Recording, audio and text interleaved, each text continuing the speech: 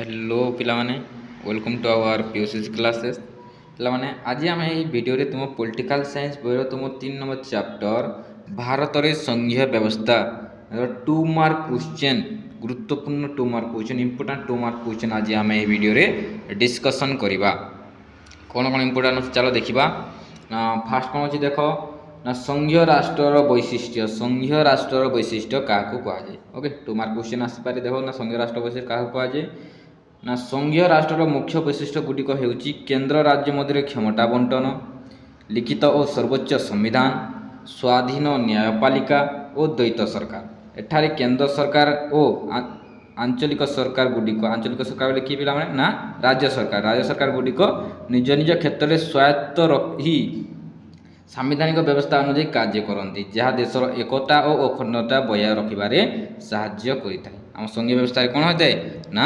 केन्द्र और राज्य मिसिकी कौन करती ना शासन करि जहाँ को आम कहू संघीय राष्ट्र बोली ओके नेक्स्ट देखा 2 नंबर कौन ना केन्द्र तालिका क्या कहुए भारतीय संविधान सप्तम अनुसूची कौन ना सप्तम अनुसूची केन्द्र तालिका होची जातीय गुरुत्वपूर्ण विषय गुड़िकर एक तालिका जहाँ उपरे केवल केन्द्र सरकार बा केन्द्र संसद आईन प्रणयन करें केन्द्र तालिकार मोट विषय संख्या केते पिला माने ना 99 विषय अच्छी एथिरे प्रतिरक्षा वैदेशिक व्यापार बैंकिंग रेलबाई एवं मुद्रा भली गुरुत्वपूर्ण विषय अंतर्भुक्त अच्छी क्यों नाम केन्द्र तालिका मुख्य विषय गुड़ी कौन कौन ना तुम वैदेशिक व्यापार बैंकिंग रेलबाई मुद्रा ये सब हूँ कौन ना तुम मुख्य विषय गुड़िक ओके नेक्स्ट देख कौन अच्छी ना राज्य तालिका जब सप्तम अनुसूची अच्छी सप्तम अनुसूची कौन पे आउ गोटे तालिका हूँ कौन ना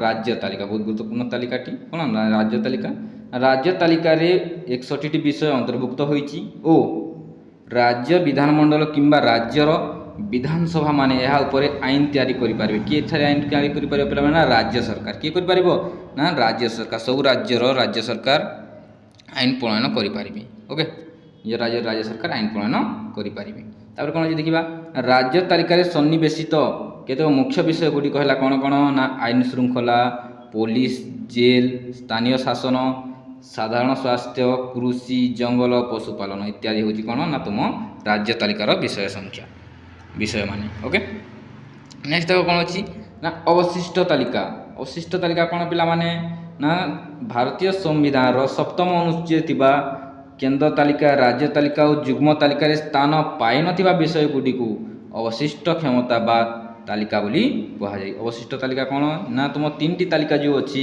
कौन ना केन्द्र तालिका राज्य तालिका युग्म तालिका जो विषय ना सब कोटी थी ना तुम अवशिष्ट तालिका स्थान पाई ओके यही तालिकार थिबा विषय गुड़िक उपरे आईन प्रणयन कर क्षमता केवल केन्द्र सरकार बा संसद पाखरे थाई किए आईन प्रणयन कर ना तुम केन्द्र सरकार किए ना केन्द्र सरकार आईन प्रणयन करेंगे यह संविधान 248 धारा अनुଯାयी कार्य करते के धारा ना 248 धारा अनुसार कार्य करते ठीक अच्छे नेक्स्ट क्वेश्चन देख ना कौन कही द्वैत सरकार कौन ना संघीय व्यवस्था द्वैत सरकार एक मुख्य वैशिष्ट्य जो शासन व्यवस्था 2टी स्तर में कार्य करते केते स्तर में कार्य करते ना 2टी स्तर में कार्य करते समग्र देश केन्द्र सरकार और राज्य मानक अनेक गुड़िए राज्य सरकार शांति ओके केन्द्र सरकार समग्र देश आईन प्रणयन करती और राज्य सरकार माने से राज्य आईन प्रणयन करती भारतीय राष्ट्र संघ रे गोटे केन्द्र और 28टी राज्य और 8टी केन्द्र शासित अंचल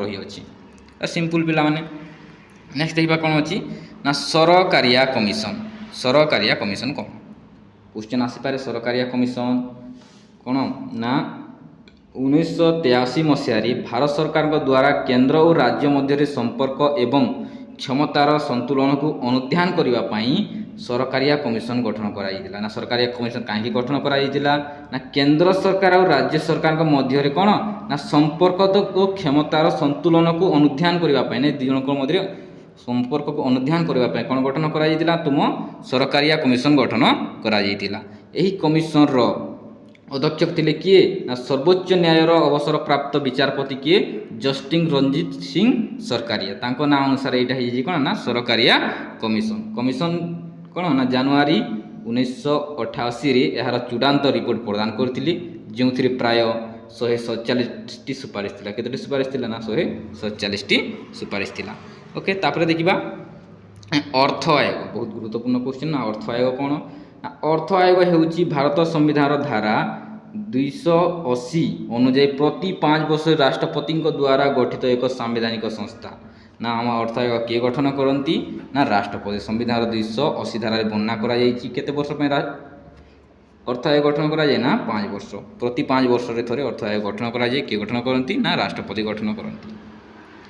ଓକେ, ଏହାର ମୁଖ୍ୟ କାର୍ଯ୍ୟ ହେଉଛି କେନ୍ଦ୍ର ଓ ରାଜ୍ୟ ସରକାରଙ୍କ ମଧ୍ୟରେ କର ବଣ୍ଟନ ଏବଂ ରାଜ୍ୟମାନଙ୍କୁ ସହାୟକ ପାଣ୍ଠି ସୁପାରିଶ କରିବା। ଏହା କେନ୍ଦ୍ର ଓ ରାଜ୍ୟ ମଧ୍ୟରେ ଆର୍ଥିକ ସନ୍ତୁଳନ ରକ୍ଷା କରେ। ଏହାର ମୁଖ୍ୟ କାର୍ଯ୍ୟ କ'ଣ ପିଲାମାନେ ନା କେନ୍ଦ୍ର ଓ ରାଜ୍ୟ ସରକାରଙ୍କ ମଧ୍ୟରେ କର ବଣ୍ଟନ, ଯେଉଁ ଆମ ଟ୍ୟାକ୍ସ ଅଛି କିପରି ବଣ୍ଟନ କରାଯାଉଛି, ରାଜ୍ୟମାନଙ୍କ ମଧ୍ୟରେ ସହାୟକ ପାଣ୍ଠି ସୁପାରିଶ କରିଥାଏ କିଏ ନା ଆମ ଅର୍ଥ ଆୟୋଗ। ତାପରେ ଦେଖିବା କ'ଣ ନା ଆଞ୍ଚଳିକ ପରିଷଦ। ଆଞ୍ଚଳିକ ପରିଷଦ କ'ଣ? ଆଞ୍ଚଳିକ ପରିଷଦ ଆନ୍ତଃରାଜ୍ୟ ବିବାଦର ସମାଧାନ ଓ ସହଯୋଗ ବୃଦ୍ଧି ପାଇଁ ଗଠିତ ହୋଇଥାଏ। କ'ଣ ପିଲାମାନେ ନା ଆଞ୍ଚଳିକ ପରିଷଦ କ'ଣ ନା ଆନ୍ତଃରାଜ୍ୟ ବିବାଦ, ଯେଉଁ ରାଜ୍ୟ ମଧ୍ୟରେ ଯେଉଁ ବିବାଦ ଉପୁଜୁଛି ତାହାକୁ ସମାଧାନ କରିବା ପାଇଁ କ'ଣ ଗଠନ କରାଯାଇଛି ନା ଆଞ୍ଚଳିକ ପରିଷଦ ନା ବା ଅନ୍ତଃରାଜ୍ୟ ପରିଷଦ ଗଠନ କରାଯାଇଛି। ହେଲା, ତାପରେ ଦେଖ କ'ଣ ଅଛି ନା 1955 ମସିହାରେ ଜବାହରଲାଲ ନେହେରୁଙ୍କ ପ୍ରସ୍ତାବରେ ଏହା ଆରମ୍ଭ ହୋଇଥିଲା। କ'ଣ ନା ଆମ ଆଞ୍ଚଳିକ ପରିଷଦ ଗଠନ ହୋଇଥିଲା। ଭାରତକୁ 5ଟି ଅଞ୍ଚଳରେ ବିଭକ୍ତ କରି ପ୍ରତ୍ୟେକରେ ଗୋଟିଏ କରି ପରିଷଦ ଗଠନ କରାଯାଇଛି। କ'ଣ ନା 5ଟି ଆମ ଆଞ୍ଚଳିକ ପରିଷଦ ଗଠନ କରାଯାଇଛି। ସ୍ୱରାଷ୍ଟ୍ର ମନ୍ତ୍ରୀ ହେଲେ ଏହାର ସଭାପତି। ସ୍ୱରାଷ୍ଟ୍ର ମନ୍ତ୍ରୀ କ'ଣ ନା ଆମ ଆଞ୍ଚଳିକ ପରିଷଦର ସଭାପତି ଓ ସମ୍ବନ୍ଧିତ ରାଜ୍ୟର ମୁଖ୍ୟମନ୍ତ୍ରୀମାନେ ଏହାର ହେଉଛନ୍ତି କ'ଣ ନା ସଭ୍ୟ। ସବୁ ରାଜ୍ୟର ମୁଖ୍ୟମନ୍ତ୍ରୀମାନେ ହେଉଛନ୍ତି ଆମ କ'ଣ ଆଞ୍ଚଳିକ ପରିଷଦର ସଭ୍ୟ। ଠିକ୍ ଅଛି, ତାପରେ ଦେଖ କ'ଣ ନା ନୀତି ଆୟୋଗ। କ'ଣ ନା ନୀତି ଆୟୋଗ ଯୋଜନା ଆୟୋଗକୁ ବିଲୋପ କରି ତାହା ସ୍ଥାନରେ ଭାରତ ସରକାର ନୀତି ଆୟୋଗ ନାମରେ ଏକ ନୂଆ ସଂସ୍ଥା 2015 ମସିହା ଠାରୁ ଗଠନ କରିଥିଲେ। ଫାଷ୍ଟ ଦେଖ ଆମ ନୀତି ଆୟୋଗର ନାମ କ'ଣ ଥିଲା ନା ଯୋଜନା ଆୟୋଗ। ସେ ଯୋଜନା ଆୟୋଗକୁ ବିଲୋପ କରି ଭାରତ ସରକାର କ'ଣ କଲେ ନା 2015 ମସିହାରେ ତା ସ୍ଥାନରେ ଆଣିଲେ କ'ଣ ନା ନୀତି ଆୟୋଗ। ଏହି ଆୟୋଗ ଦେଶର ସମ୍ବଳର ଆକଳନ କରି ସନ୍ତୁଳିତ ସରକାର ବିକାଶ ପାଇଁ ଯୋଜନାମାନ ପ୍ରସ୍ତୁତ କରିଥାଏ। ଦେଖ କ'ଣ କରିଥାଏ ଆମ ନୀତି ଆୟୋଗ ନା ଆମ ସମ୍ବଳକୁ ଆକଳନ କରିଥାଏ ଓ କିପରି ବିକାଶ ହୋଇପାରିବ ତା ପାଇଁ ଯୋଜନା ପ୍ରସ୍ତୁତ କରିଥାଏ କିଏ ଆମ ନୀତି ଆୟୋଗ। ଏହା ମଧ୍ୟ ରାଜ୍ୟ ଯୋଜନା ଗୁଡ଼ିକୁ ଅନୁମୋଦନ କରିବ ଓ ସେଗୁଡ଼ିକୁ କାର୍ଯ୍ୟକାରୀ କରିବାକୁ ନିର୍ଦ୍ଦେଶ ଦେଇଥାଏ।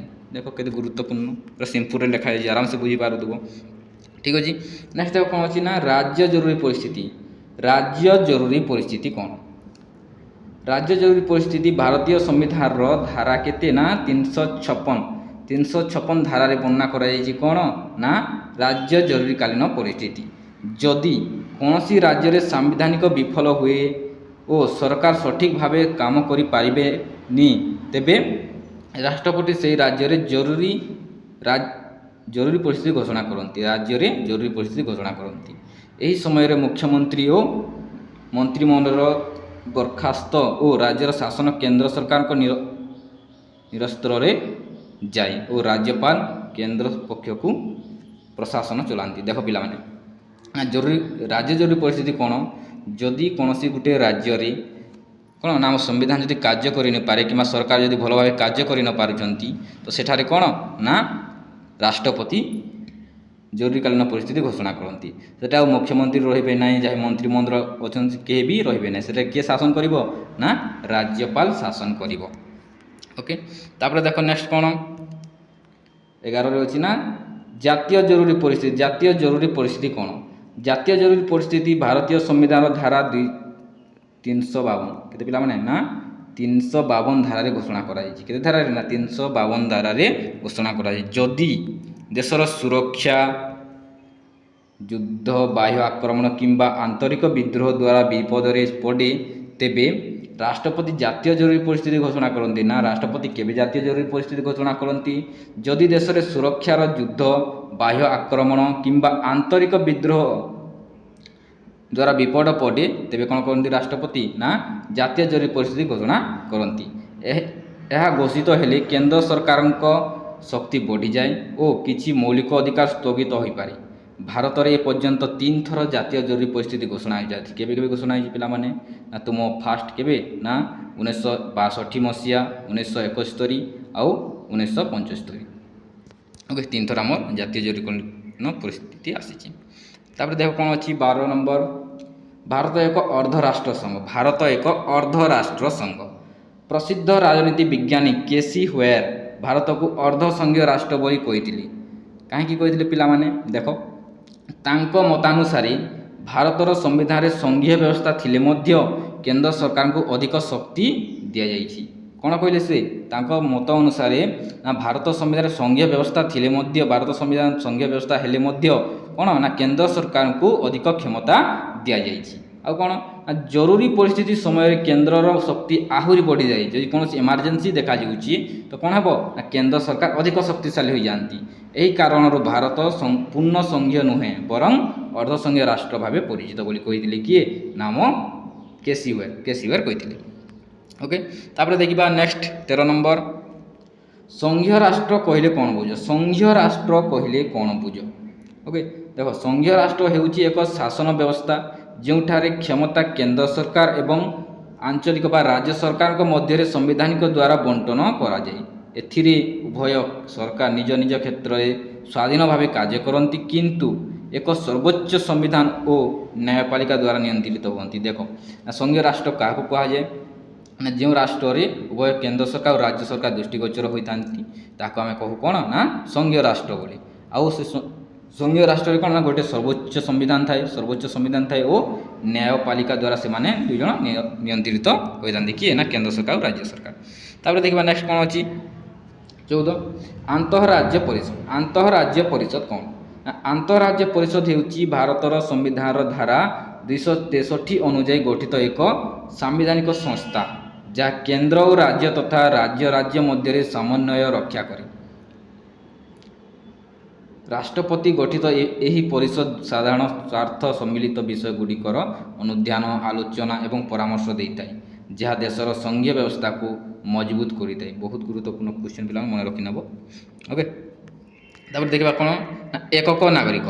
କ'ଣ ନା ଏକକ ନାଗରିକ କ'ଣ ନା ସିଙ୍ଗଲ ସିଟିଜେନସିପ୍। ଓକେ, ଭାରତରେ ଏକକ ନାଗରିକତ୍ୱ ବ୍ୟବସ୍ଥା ହେଉଛି ଯାହାର ଅର୍ଥ ହେଉଛି କ'ଣ ନା ଜଣେ ବ୍ୟକ୍ତି କେବଳ ଭାରତର ନାଗରିକ, କୌଣସି ନିର୍ଦ୍ଦିଷ୍ଟ ରାଜ୍ୟର ନୁହେଁ। ଦେଖ, ଯଦି ଆମ କ'ଣ ହୁଏ ନା ସଂଘୀୟ ରାଷ୍ଟ୍ରମାନଙ୍କରେ ଦ୍ୱୈତ ନାଗରିକ ବ୍ୟବସ୍ଥା ଥାଏ। ସେମାନେ କ'ଣ ନା ଦୁଇଟାର ନାଗରିକ ହୋଇଥାନ୍ତି, ଗୋଟେ କେନ୍ଦ୍ରର ଆଉ ଗୋଟେ ରାଜ୍ୟର। କିନ୍ତୁ ଆମ ଭାରତରେ କ'ଣ ନା ସିଙ୍ଗଲ ସିଟିଜେନସିପ୍ ପରିଚାଳିତ ହୋଇଥାଏ। କ'ଣ ନା ଏକକ ନାଗରିକତ୍ୱ ବ୍ୟବସ୍ଥା। ଓକେ, ସେ ଖାଲି ଓନ୍ଲି କ'ଣ ନା କେନ୍ଦ୍ରର ନାଗରିକ, ରାଜ୍ୟର ନାଗରିକ ନୁହେଁ।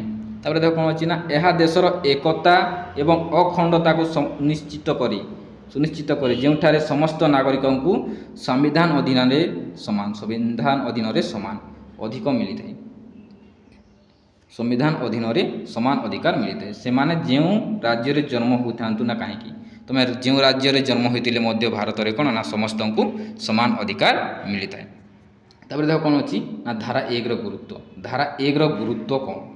ଭାରତୀୟ ସମ୍ବିଧାନର ଧାରା 1 ଅତ୍ୟନ୍ତ ଗୁରୁତ୍ୱପୂର୍ଣ୍ଣ କାରଣ ଏହା ଦେଶର ନାମ ଏବଂ ଏହାର ଗଠନକୁ ସ୍ପଷ୍ଟ କରେ। ଏହା ଘୋଷଣା କରେ ଯେ ଇଣ୍ଡିଆ ଯାହାକି ଭାରତ ତାହା ରାଜ୍ୟମାନଙ୍କର ଏକ ସଂଘ ୟୁନିଅନ୍ ଅଫ୍ ଷ୍ଟେଟ୍ ଅଟେ। ଆଉ ଆର୍ଟିକଲ 1ରେ କ'ଣ ଲେଖାଯାଇଛି ନା ଇଣ୍ଡିଆ ଯାହାକି ଭାରତ ତାହା ରାଜ୍ୟମାନଙ୍କର ଏକ ସଂଘ ବୋଲି ଘୋଷଣା କରାଯାଇଛି। ଏହା ଦେଶର ଭୌଗୋଳିକ ଏକତା, ସାର୍ବଭୌମତ୍ୱ ଏବଂ ସଂଘୀୟ ବ୍ୟବସ୍ଥାକୁ ସୁନିଶ୍ଚିତ କରିଥାଏ ଯେଉଁଠାରେ ରାଜ୍ୟମାନେ ସଂଘରୁ ଅଲଗା ହୋଇପାରିବେ ନାହିଁ। ଏହା ଥିଲା ପିଲାମାନେ କ'ଣ ନା ତୁମ 3 ନମ୍ବର ଚାପ୍ଟରର ସଂଘୀୟ ବ୍ୟବସ୍ଥା 3 ନମ୍ବର ଚାପ୍ଟରର ଇମ୍ପୋର୍ଟାଣ୍ଟ 2 ମାର୍କ କ୍ୱେଶ୍ଚନ୍। ନେକ୍ସଟ ଭିଡ଼ିଓରେ ତୁମ 4 ନମ୍ବର ଚାପ୍ଟର ଯେଉଁଟା ଅଛି ସ୍ଥାନୀୟ ସରକାର ସେଥିର କିଛି ଗୁରୁତ୍ୱପୂର୍ଣ୍ଣ 2 ମାର୍କ କ୍ୱେଶ୍ଚନ୍ ଆମେ ଡିସ୍କସନ୍ କରିବା।